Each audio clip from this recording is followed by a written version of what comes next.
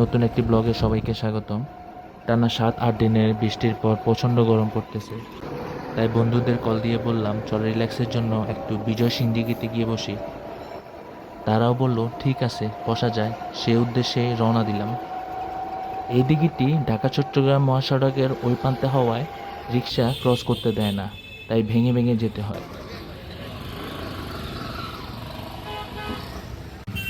কিন্তু ওই পারে গিয়ে দেখি একটা রিক্সাও নেই। এত পরিমাণ মানুষ আসা শুরু করেছে যে হাঁটার রাস্তাটুকু পর্যন্ত নেই। এই রোডটাই ক্রস করতে আমার 5 মিনিটের মতো সময় লেগেছে। এতটুকু পরিমাণও হাঁটার জায়গায় ছিল না। যাই হোক, একবার ডানে গিয়ে একবার বামে গিয়ে অনেক কষ্ট করে রোডটা ক্রস করলাম। এই জ্যাম কখন ছাড়বে আল্লাহ জানে।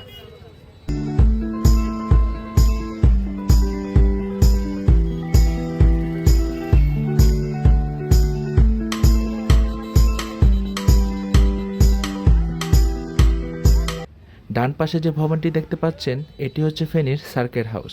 রাষ্ট্রের যত বড় বড় অতিথি ফেনীতে আসেন তারা এখানেই অবস্থান করেন। ভাইরে ভাই, একটু ভিতরে যেতেই দেখি মানুষ আর মানুষ। কোথায় একটু রিল্যাক্স করব, এখানে তো নিঃশ্বাস ফেলার জায়গাটুকু পর্যন্ত নেই।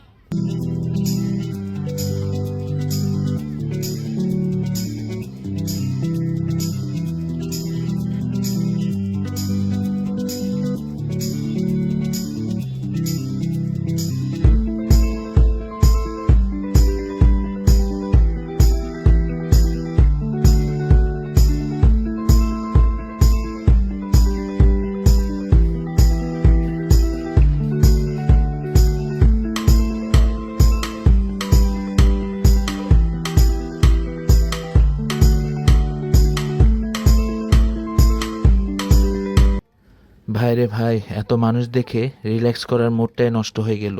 উল্টো আরো বিরক্ত লাগা শুরু করলো।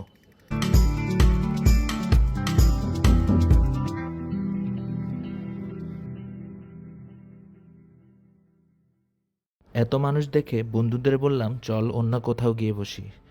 তারা বলল একটু ওয়েট কর, সন্ধ্যা হতেই সবাই চলে যাবে। তাই আমিও সন্ধ্যা পর্যন্ত অপেক্ষা করতে লাগলাম।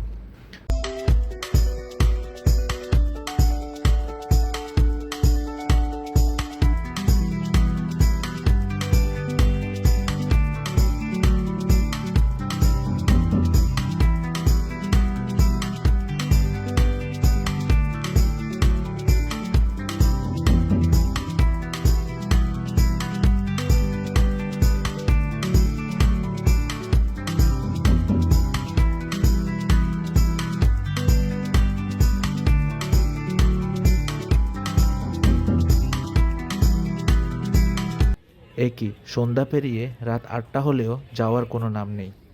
কোথায় এলাম একটু রিল্যাক্স করতে, উল্টো মাথা ব্যথা নিয়ে ঘরে ফিরলাম।